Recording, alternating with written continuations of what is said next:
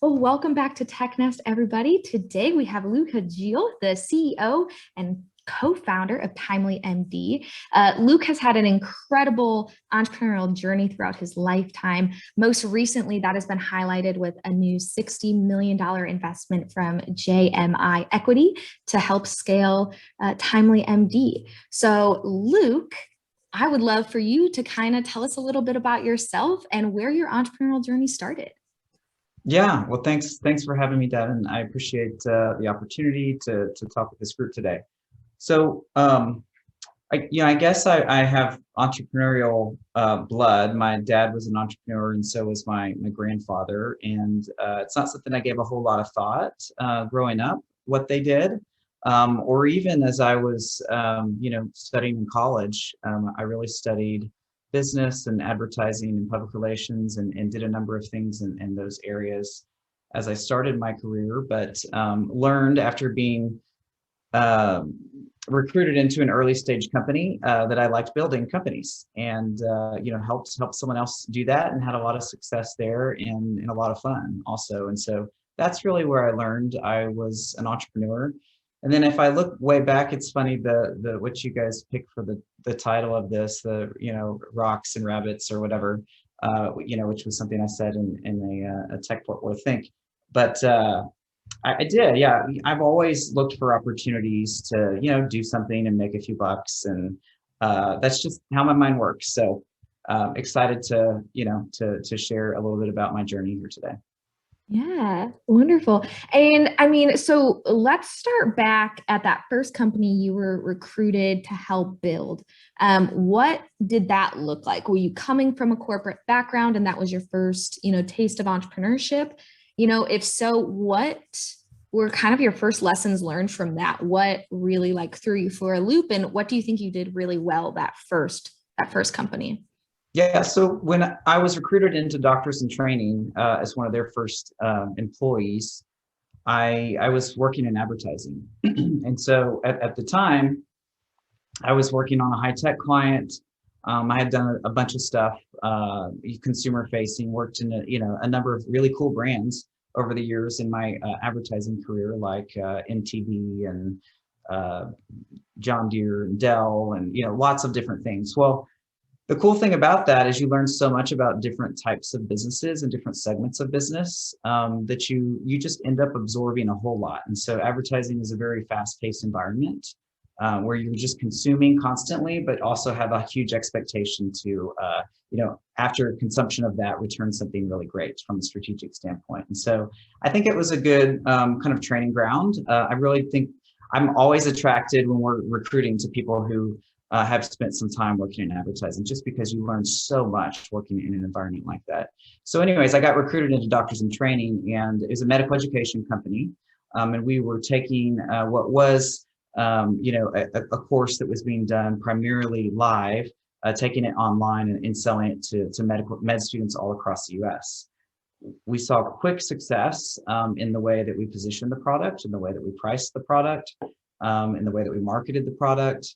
And quickly became kind of the market leader in the space. And so to me, that was a whole lot of fun to be part of building that. And so again, that's where I learned that this is what I love to do. I like to build business, and had an opportunity to do that, with someone else's vision first. Yeah. And so after Doctors in Training, what was that next role that you took on? So from there, I reconnected to Scott Harris. Scott was one of my very favorite clients that I ever had when I worked in advertising. And he became a mentor of mine as well along the way. Scott and I had stayed in touch, and he and one of his friends had just started a company called Social Factor.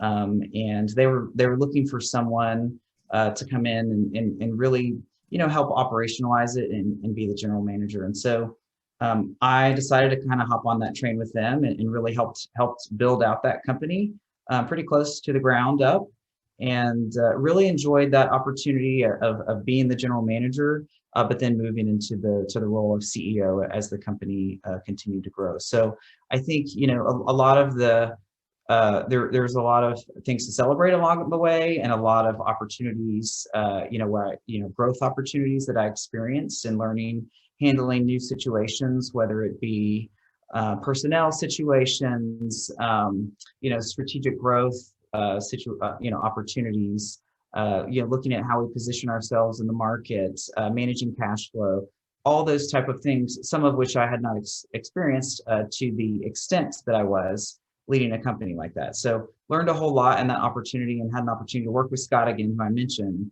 So Scott's now our COO at TimelyMD. And so it's been fun to, there's certain people in your journey that you want to work with again.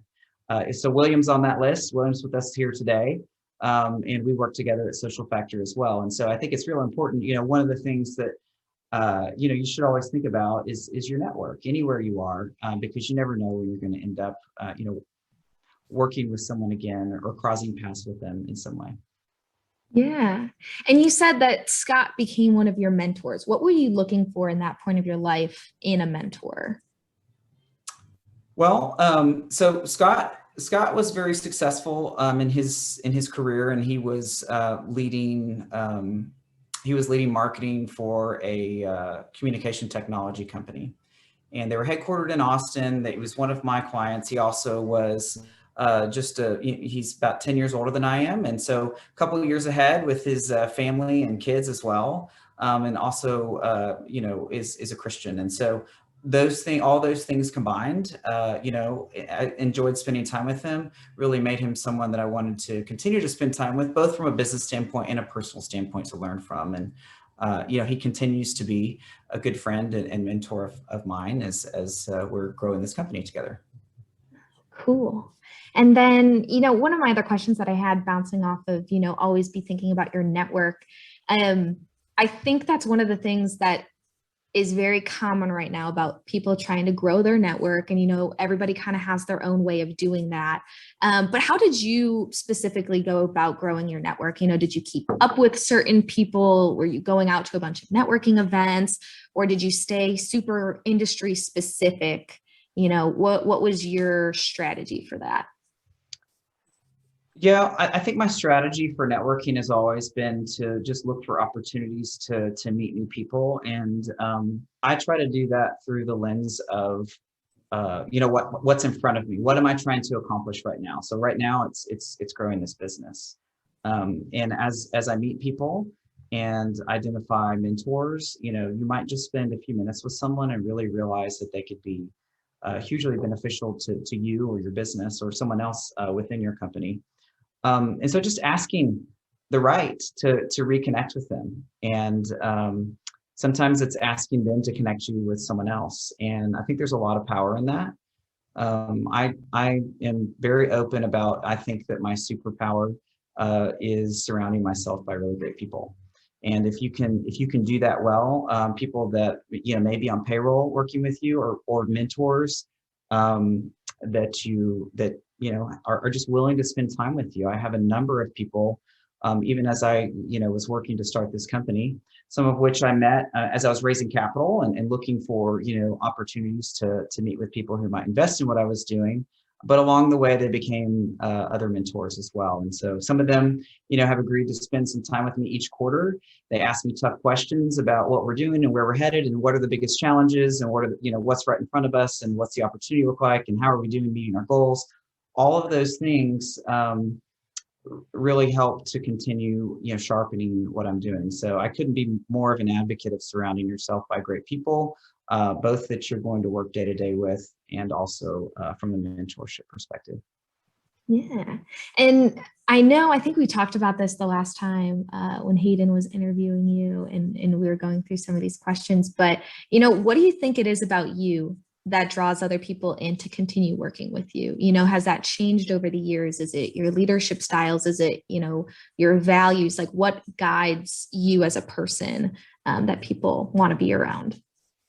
Yeah, so I guess if I were to guess, I do think it would have a lot to do with my values. I have personal values that are really important to me that align with my Christian faith.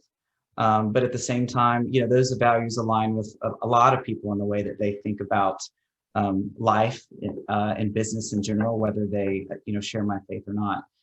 So I do think that's important. I also think that, you know, teaming from a collaboration perspective is something that's always been really important to me. So, you know, there's been a number of decisions where maybe I thought we should head in one direction, but in really listening to the leadership team around me, it was clear that that's not the right, you know, next step or way for the company. And so, you know, I try to lead from that perspective as well.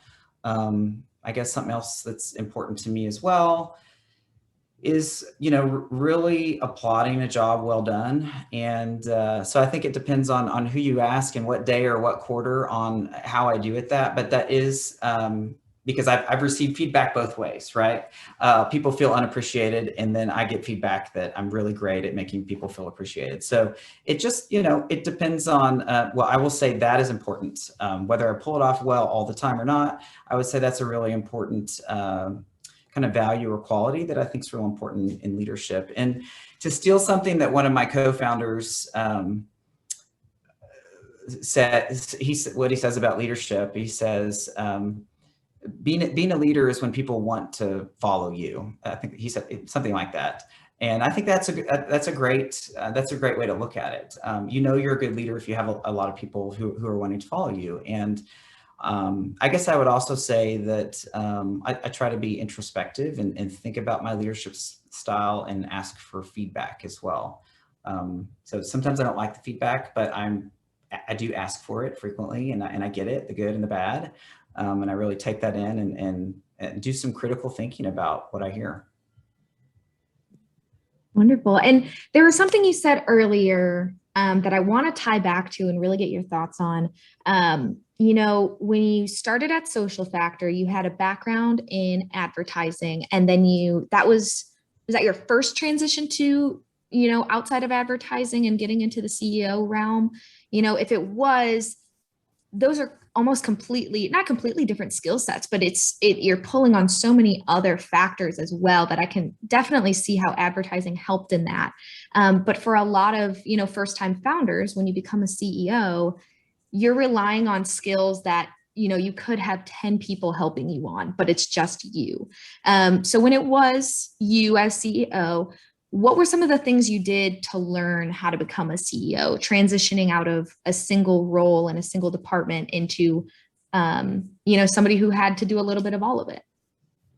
So when I became CEO at Social Factor, that was actually my first opportunity to lead as a CEO. I was, you know, I was blessed with co-founders who one of them had been in that seat, right? And so he continued to be my mentor. So in that transition, I had someone on my side. I also, you know, I go back to the other people in my life that have been mentors for many years, one of which is Gary Skidmore. And Gary, actually, he was my CEO. Not only when I interned in high school and then in college, and then it was my first job out of college at a company called Hart Hanks, and he was the CEO there. So he's someone that, you know, he's always willing to give me time when I need it. And so I've leveraged that and used that, and I'm so appreciative of him and other people like that in my lives who have done that. So I know I keep going back to that answer, but it's a big part of who I am, and a big part of you know, my success has been surrounding myself with really good people. I'll say too, I mean, there's just sometimes you have kind of more of a comprehensive person that can help you with leadership and growth. And sometimes you've got to have kind of mentors that you focus in a very specific area, whether it be finance or people management or whatever it may be. And so kind of leaning on people like that as well has been really important. The other thing I would say that, you know, it's been really important sitting in my seat as CEO, no matter what company, is thinking goal setting. So being very clear with the organization that you're leading about the goals that you are trying to achieve. So we have 3 overarching goals, you know, as a company this year that we talk about frequently, and the team is incentivized and motivated to meet those goals. And so I think being very goal driven and very transparent about achievement of those goals and other things going on organizationally is really important as well. Wonderful. And I mean, talking about goals for your company, I know when, founders start a company, as you grow, you can sometimes get pulled in different directions, whether that's a new investor coming on that wants to push you in this sector because they know that sector, or whether, you make a really good connection or you need a grant and it's taking you in this direction. How have you kept TimelyMD on the trajectory that you're on? Have you, strayed away from what your original goal was for the company, or is it still very aligned to what you thought it was going to be day one? I would say we're fairly close to what we started out building. When we initially launched the company, we were kind of building within multiple segments. Higher education was the one that we thought would be most successful, but we also thought it was important to have a diversified approach. And so we were, actively working to build some other programs within healthcare. We quickly identified that what our advisors and our gut was telling us was that higher education was going to be the winner in these segments. One of the things I did learn, I guess a learning from social factor, and if I could go back and do it differently, one thing I would do probably is more of a focus in a particular segment or niche. I think that served us really well here at TimelyMD. And, there's been a number of times where, I've had conversations either with, my co-founders or leadership team or investors about looking at opportunities that are outside of higher education, or students, young adults. This is what we know, and this is what we have learned. And I've built a team of experts, and we're able to become, wiser about this segment and about the students that we're serving and the higher education institutions that we're serving every single day. With the mind share that we have in our organization and the new people that we're adding every single week, we're growing like crazy, adding people, and a lot of these people that we're bringing in have been working in higher education for years or serving young adults from a care perspective or whatever it may be. And so bringing all those minds together, to fulfill our mission of really helping students thrive is really helping propel the company on a monthly, daily, quarterly basis. Yeah. And I know, it's very recent, but can you talk to us a little bit about how this new investment is going to shape the trajectory for TimelyMD? Was it exactly what you were looking for to complete those goals that you had set out for this year? Talk to us about that. Sure. Yeah. So mid last year, well, I guess I'll say in 2019, we closed on our Series A. It was 4.2 million. Argenta Partners here in DFW is our partner on that, and they've been an incredible partner. And so that really helped fuel the growth kind of as we were marching into 2020. So with those dollars, we were able to staff up significantly in an effort to significantly grow revenue in 2020. So we did that, we achieved that, and halfway through the year, I realized that to continue to well, I'll say one thing as a CEO, and I got this advice from several people, including Gary Skidmore, who I mentioned. He said, always raise dollars before you think you need them. And so you've really got to have an eye on kind of where you're headed, your growth trajectory, your cash spend, all those things, and make sure that you start the conversation, start the process of raising capital much sooner than you need it. So I learned a little bit in 2019. It took some time. It took a little bit longer than I thought. And so in 2020, mid 2020, we decided, me and my co-founders, we decided it was time to go ahead and start a process to raise some additional capital to continue the growth. So, what we're doing, well, I'll just tell you a little bit about that process. I mean, part of the reason for having the discussion, we had so much inbound interest in what we were doing. We were solving really big problems within higher education. As you guys know, during COVID, students were dispersed all across the nation. As they're looking at their student populations,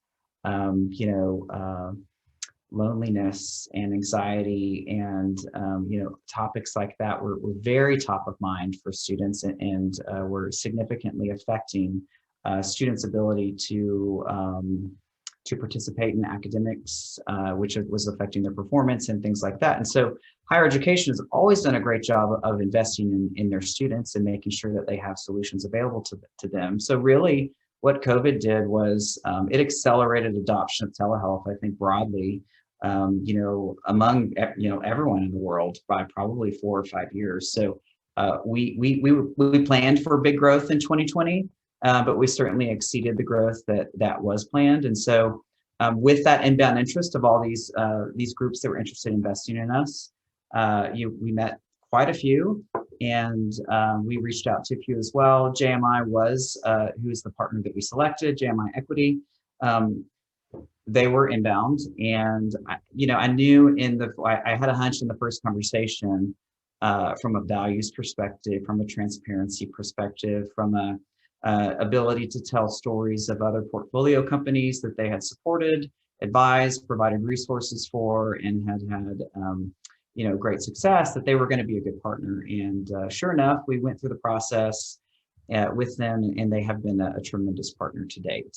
So they provide us, of course, the capital is really great and provides opportunity for growth, but they also have resources beyond capital, strategic resources and consultants that are essentially, upon our request, will come in and audit any function that we're working on. So we've taken great advantage of that over the past months, and they have provided a lot of value for us. So with the investment, a significant amount is being spent on the team, right? Making sure that that we're growing the team effectively in essentially every function in the company.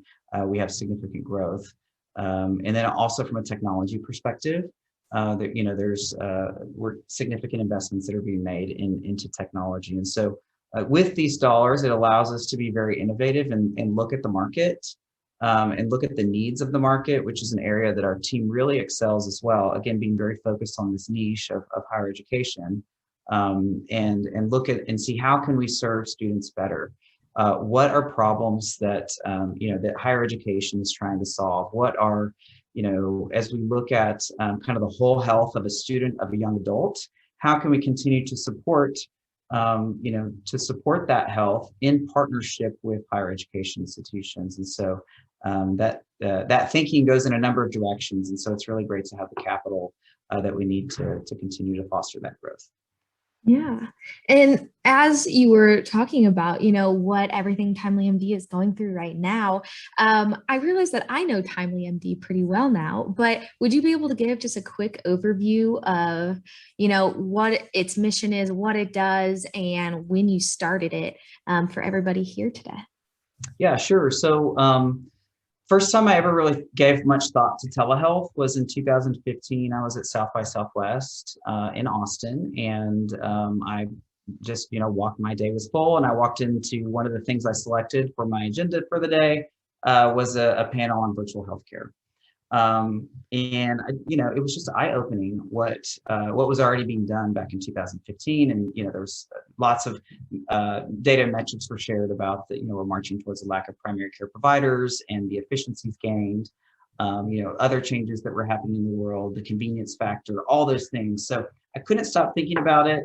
That same year, my now co-founder Chris Clark moved back to Texas with his family, who worked in big pharma most of his career. We put our heads together, started talking about it. We quickly pulled in Alan Dennington, who's our chief medical officer. And that was really the start of thinking about building a telehealth company. We did think, it took us a little while and traveling around the country to telemedicine conferences to land on higher education as a segment that we wanted to serve. But we did that, and we raised capital in 2017 with this vision. And we won our first customer in 2017, which is Abilene Christian University, and is also my alma mater, as well as my two co-founders, as well as William, who has joined with us today. So that was really great to be able to start the journey with an institution that I dearly loved. Interestingly, too, all of our seed capital came from individuals from Abilene Christian. So again, going back to use your network and build good relationships, I was able to do that with that group and really helped fuel the growth of the company. So 2018, we launched our first customer. So as from a business model perspective, we are delivering care to student populations. We contract, we partner directly with the higher education institution. So if we're working with a campus, all students on that campus have access to the services that we provide. One of our significant differentiators is our ability to partner with the institution and build a program that's going to meet their needs. So we work really hard not to be a vendor of the institution, but a true partner. So what that looks like is meeting with their counseling center and their medical clinic to really understand, what's important from your perspective and how you're delivering care, and how can we work together to deliver care to students in a way that's going to meet the goals of your institution. And then, of course, reporting back on that. From a financial perspective, the institutions pay us a per student per semester fee. And so that's how we make money. And so again, that gives all students on campus access to our services. Our services now include, I believe we have 6 products. We've got medical. And so we started as a telemedicine company delivering medical care to students.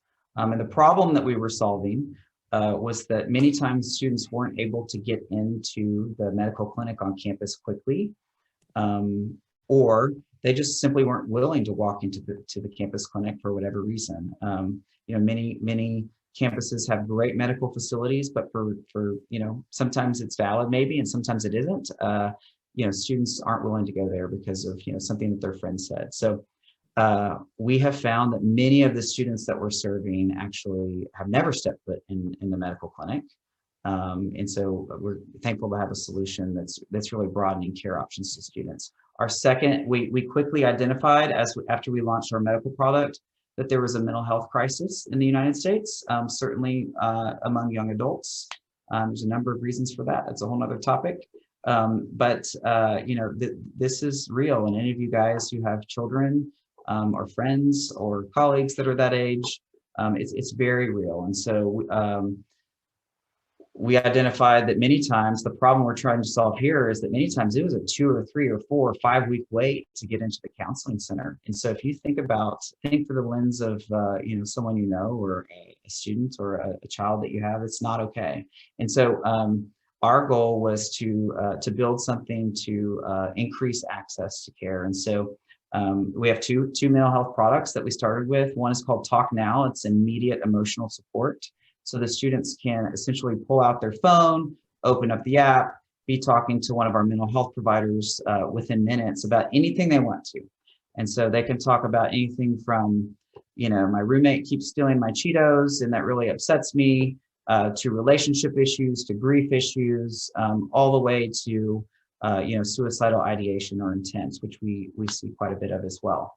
And our providers are trained and have protocols put in place with the institutions based on different scenarios, exactly how to handle certain situations and how to communicate directly back with the institution in coordination of care.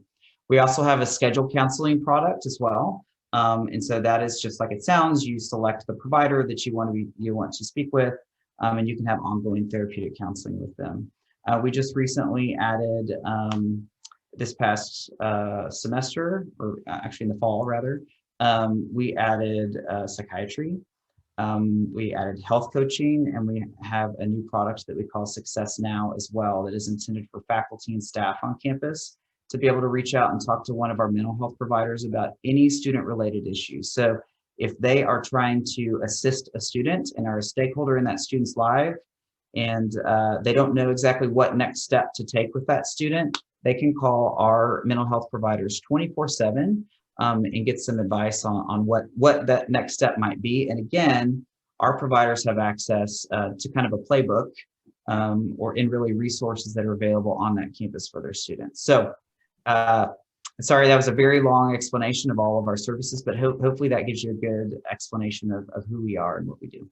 Yeah, no, and I think, even that newer product, that Success for the teachers and professors, I know when I was studying, teachers, would get those last minute, very long-winded emails, explaining a student's life of why they couldn't turn in a paper. And often students would be very transparent of what's going on in their life. and they'd be transparent with the professor, rather than waiting in those 4-week, lines, kind of virtual lines for what they're getting. So that's very interesting, coming out of a college recently. So very cool product to add. One of the things that I want to talk about from your journey with TimelyMD is there a particular moment where you feel like the company hit its stride, or that it was starting to accomplish, what it set out to do, that you think back on as like, that was the moment I knew we were going to make something happen that we wanted to? So yeah, I've been asked this question many times, and I think people don't believe my answer. But when we raised our initial capital, our initial $1 million seed capital, and had our first customer, I knew we were going to be successful. I knew that we were solving big problems. I knew that nobody else was doing this. I knew that I was starting it with really great people, and I knew that I had the ability to continue to surround myself by great people. So that might not be my two co-founders' answers, but that is mine. I've been very confident the whole way that we would be successful. One of the things that it's kind of one of my core values too, is just take the next step, right? Like, keep moving forward, do the next thing. You could say it however you want, but I just keep plowing forward in what I'm doing. And not to say that there couldn't be something that threw us off between there and here, or here and there, but I've been confident the whole way that we were doing something great. Oh, I love that. That's incredible to hear. Well, I have, just one more question before we hop into some community Q&A, because I know we've got some good questions coming in there. But, sometimes the health of a startup company can rely deeply on the health of its founders and what the founders are doing to take care of themselves and keep them on a good trajectory and a good path. Can you talk to us about how, over the years, being in, advertising and being in that very quick pace environment, to then becoming, a general manager and a CEO, and now a CEO of TimelyMD, how do you keep your health a priority? What do you do for that? And how do you make sure that your company and its employees, its people, are staying healthy? Yeah, that's a great question. I certainly don't have all the answers here. I can tell you about what's important to me and what I do. There's a number of things that are important to me when I think about, my health and my ability to wake up every day and lead. But the first thing that does come to mind is exercise. So for me, it's probably the biggest stress reliever that I have in my life. I like to sweat at least an hour a day. If I could, I'd probably do it 5 hours a day. I love it that much. So it's a big part of my life, and brings me a lot of energy. I would also say, eating really healthy and just being mindful about what I put in my body is really important to me too. And I've seen, I've fluctuated over the years, and certainly there's a direct correlation to, a clear mind and the ability to be strategic and eating healthy. Like, there's just no doubt about it to me. So that's important to me. I think also, lessons learned, certainly over the years of doing a number of things, spending time with family and friends is important. And there's been months and years, honestly, that I haven't done that as well as I would have liked. So that's a priority to me as well, and brings me, a lot of health in a lot of ways. Trying to do that well and balance that well, and certainly spending time in prayer. My faith is important to me as well, and so I think that's certainly on the list of things that is important as I think about and ask for guidance on how to lead well. That's certainly top of the list of things that are important to me. As far as my people at TimelyMD, I think the culture that we're building and an emphasis on looking for people who want to be a part of something that is very mission driven. And so when I say that, I'll read to you our mission. Our mission is to improve the well-being of college students by making virtual medical and mental health care accessible anytime, anywhere. It's very simple. Our vision is to empower students to be well and thrive in all aspects of their lives. So we talk about our vision all the time at the company. And I think having that vision allows us to just really attract awesome people that work in this company, that are really willing to pour kind of what they're doing professionally into something that they know is kind of helping students and helping the world. And so with that, I like to lead and surround myself with others who have an interest in building a culture that is focused on individuals and family, and allows opportunity to, we've learned a lot about working from home in the past year, and how that is led to really great performance as a company too. And so that's been eye-opening to me. Making sure that from a benefits perspective, that we're taking care of our people well, from a compensation perspective, that we're taking care of them well, making sure that from a feedback perspective, that people understand kind of what are their goals and how are they doing. All of those things, I would say, even though they're kind of, those are corporate things to say, I do think that they feed into the health of an individual as well.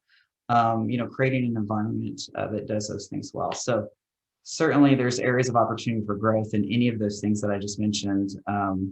But I will say, there's a lot of intentionality in what we're doing, and opening doors to our team as well, to some of the resources that we offer to our students.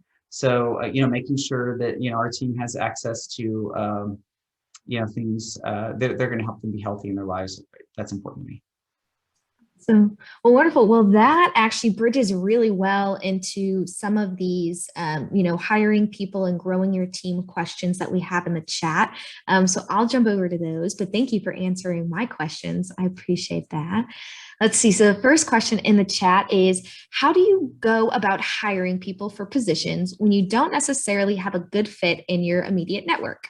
For example, if you didn't know a developer, how would you go about finding one?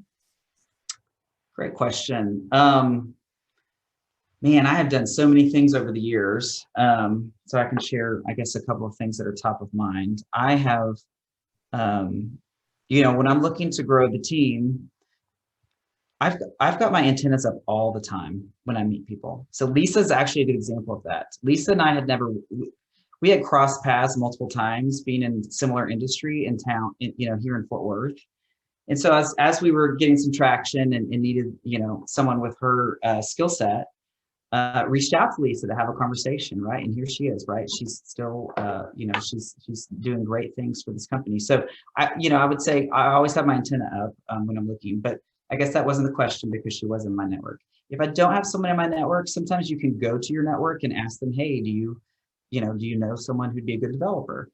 I can actually tell a real story about our SVP of technology, because I didn't have someone in my network that was the right fit for that. So I started hunting on LinkedIn and reached out to a few people. We also, LinkedIn is a great place to actually post jobs. So Noel, through a job that was posted, Noel Guerin is our SVP of technology. He reached out to me. Noel was the chief architect at Teladoc for a number of years, and he saw what we were doing and wanted to be a part of it. So he reached out to me and said, hey, let's talk. I saw this opportunity. And that has blossomed into he's a tremendous asset to the company. So, use the resources that are right in front of you. I would say LinkedIn's a great one.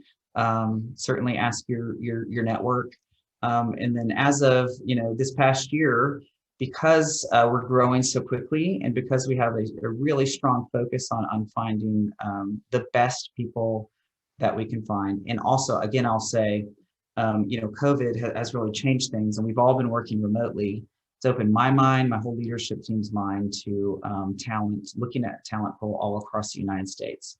While I'd love, the majority of our team to continue to be here in the Fort Worth community, because I'm at the office right now. I like coming in every day, seeing people. There's a lot in that collaboration that happens.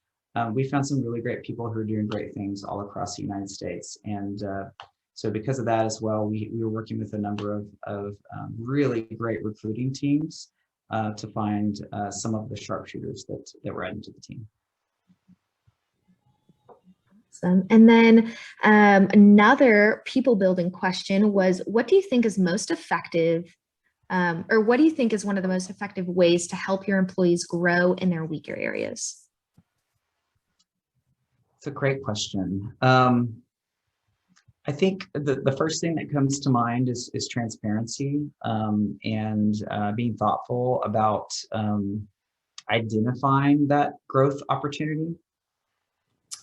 And so at TimelyMD and really everywhere I've led, we've had a quarterly review process where there's goal setting at the beginning of the quarter, and there's of course assessment at the end of the quarter. But all along the way, there should be one-on-ones, with your manager every week or every other week, whatever that cadence looks like, the appropriate cadence. So I would say, one, be honest about it. Two, try to map out the resources available to that person to help them grow in that area. And so sometimes that would be something internal. We've got some really great resources on our team, on our people team, that can help some of our people, continue to grow and thrive in what they are doing. But then also sometimes there's external training and support that you can provide for people. I'll just add too, sometimes you identify, you've got someone on your team who's got this really great skill set, but they might be in the wrong seat in the bus, right? And so sometimes people come into an org and they're just not a fit, right? And so I think it's really important as soon as you identify that and they're not a fit, you have to address that. And so again, that's where your people, your HR person, your people leader, other consultants, whoever you have, just be really thoughtful and mindful about how you do that. But also you're respecting that person by identifying that they're not a fit in your organization quickly. But then going back to, sometimes you identify someone, maybe they're in the wrong seat, having that conversation with them and making sure that you get them in the right seat. That's also important. And really, typically you see them really thrive in what they're doing and being real happy about that. So I guess those are the things that are top of mind about, making sure that, you're providing resources and feedback to people and looking at growth opportunities. I guess one other thing that comes to mind is allowing other people within the organization to provide feedback and recommendations to that person, probably to the leader, but then that leader probably addresses that with the person. And then before we move on to some of the other questions in the chat, HR comes up pretty often in our tech nests, and it seems like people are very focused on people. So one of my questions to you is, how many people did you have in your organization before you decided that, okay, it's time to bring in either a full-time HR, a people-focused team, or a fractional HR advisor? Did you always have those in your ventures? Did some have them, some not? Does it really change your company? Absolutely, it does. I would say I probably would have done it sooner at Social Factor. And here, I did it very early and was very proactive in telling, my investors that this was the plan and this is what I was doing and this was why. But we probably had 12 or 15 people before I brought on, someone to lead in the HR function. And, to me, well, not just to me, to what I know of the teams I've led, it's important for them it's important to have someone every day thinking about the success of all of the people in the organization. And there's so much framework that goes into that level of thinking. And certainly in an early stage company, man, you are just waking up every day doing something you have never done before, trying to get to the next step. So I'm not saying that every organization needs to think about hiring an HR person when they have 12 or 15 people. That's probably not always the best approach. But what I can say is that I learned in previous ventures that role, that function is really important to invest in people, to have someone else to come and talk to at times, to keep managers accountable, to look for opportunities for growth. in your middle managers so that they can continue to rise up within the organization that you're serving. To listen to employees and making sure that, the feedback about the culture that you're building, that you're able to actually truly understand what's going on, instead of, just kind of guessing, which you do sometimes in the absence of that leader. So for all those reasons, we invested very early in that. And I think it's paid off really well for us in the culture that we've built. Awesome. Thank you. And let's see, one last HR question came in, or not HR, but, people focused, your team focused. What was the first position you staffed in your organization? Okay. So let's see, I have two co-founders, and one of them is the chief strategy officer. The other is, and he's really kind of our chief revenue officer as well. He kind of wears both hats. And then the other is our chief medical officer who leads the care function. So outside of that, they were the very first person that we hired on payroll is Kevin, and Kevin is still leading here today as our physician liaison. And so he works with the provider team. So we knew it was very, very early. It was important, from a compliance perspective and a credentialing perspective, and a physician management perspective, to really have someone help build that care function. Because, without the care we provide, we're nothing. And so Kevin came in and did that, and is still doing that very well. And then the next person that we hired is Pete Blaisdell. Some of you may know Pete. He knows a lot of people in Fort Worth. He leads our sales team. And so certainly we needed another person to come in and really be focused on growing the company. And he's done a tremendous job at that, and has worked with Chris to build a really great revenue team. I think we have north of 20 people on our revenue team at this point, in sales and business development, who are really actively working every day to drive growth in the company. So those were the very first hires that we made. Awesome. Well, wonderful. And now jumping kind of into the industry. One question that we got was, what advice would you give to other entrepreneurs who are trying to start telemedicine companies? Well, let's see. I would say, again, I'll go back to something I already said. Our specific focus on a specific area has really done us well, and so we took a good look at kind of where the needs were, and where our passions lie. I think that's really important too, to do something that you really care about, especially if you're starting a healthcare company. And there's a lot of people that start healthcare companies that probably don't share the passion that the team I have has for what we're doing. But I think if you can find something that you feel passionate about, go for it. If you can find a problem to solve, then I think you should go for it. There's a lot of considerations in telehealth when you're looking at delivering care across state lines, and what state licensure looks like from a provider standpoint. A whole lot of compliance, to take into consideration. But I guess I would say, those things are important that I just mentioned, but really just kind of fundamental things like do it with the right people, find your passion, and be as starting any company, be ready to roll your sleeves up. Certainly, there's a lot of new entrants in the space right now. There's a whole lot of people, telehealth is a hot market to be in after COVID. So I'm very thankful for the progress that we had, prior to the acceleration of telehealth. And we're really set to continue to scale, and certainly are the market leader within, serving young adults and students. Wonderful. And then the last question that we'll have time for, and then we'll give a quick closeout, but what is your protectable moat? What protects TimelyMD from another, person moving into the market? Yeah, great question. So this is something that we think about on a very regular basis in our leadership meeting. In fact, we did this morning. We meet every Tuesday.